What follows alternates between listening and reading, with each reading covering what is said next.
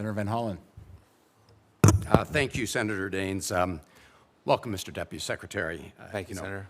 Secretary Rubio claimed that these big layoffs were, quote, a deliberate step to reorganize the State Department, while a senior official promised to carry them out in a manner that preserves the dignity of federal employees. In practice, the process has been badly botched, wasteful, and deeply disrespectful of the department's workforce. I heard the figures thrown around earlier about 76,000 State Department employees. You know very well, Mr. Deputy Secretary, over 50,000 of them are Foreign Service nationals who help do everything from maintain embassies and consulates to a lot of essential work. So that's a very misleading number. We have 14,000 plus Foreign Service officers, 12,000 civil servants, and of those civil servants, about 1,000 have been fired. These are employees with expertise in critical minerals, artificial intelligence, human rights, and consular affairs were let go, along with those that are fluent in languages like Chinese, Arabic, Russian, and Farsi, many of whom have received their training at taxpayer expense. Staff on parental leave were dismissed, including one person who had given birth just 12 hours earlier.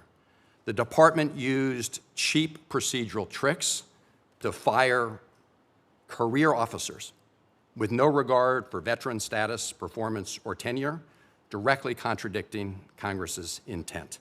And at the same time, senior leadership failed to show up to thank these patriotic employees. One Trump-appointed Deputy Assistant Secretary took the day off as her team working on Afghan resettlement picked up pink slips. And while Secretary Rubio met with ASEAN counterparts in Malaysia, the team that had prepared his briefing materials in the Bureau of East Asian and Pacific Affairs was being fired. Mr. Secretary, I hope you'll agree that you have a duty to tell the truth to Congress, do you? Oh, certainly. Okay. Well, you testified in the House yesterday, and you testified, and I'm quoting, "My understanding is we did not make any cuts in the Consular Affairs Bureau," unquote. But you did make cuts in the Consular Affairs Bureau, did you not? So right after I said that statement, by the second part of that, the sentence immediately after that, I clarified and I said we did not cut anyone who was doing passport adjudications or customer service. The cuts in the Consular Affairs Bureau were to administrative functions, not to any of the customer service. Well, my understanding, Mr. Secretary, there's going to be a lot of review of all this, is that you fired about 100 staffers, including teams that investigate passport and visa fraud.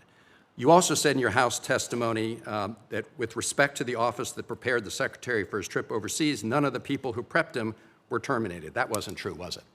So the people what I said was the people in the country bureaus were not let go. They said the people who prepared him. So he was prepared by all the people who were in those country bureaus, and to the extent that the ASEAN Bureau, all these kind of regional offices were absorbed, or the functions were absorbed by the country-specific and regional offices. With respect, I think that the message suggested that folks who'd been preparing the Secretary for that important trip, that none of them had been fired, but clearly those. But let me, I got to go on, Mr. Secretary. That's possible.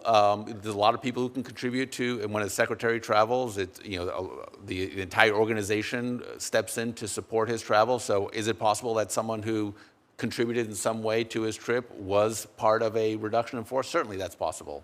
You also said that the, quote, reorganization affected only the domestic footprint of the State Department. But in fact, some employees were fired after arriving at their overseas assignments. Isn't that true?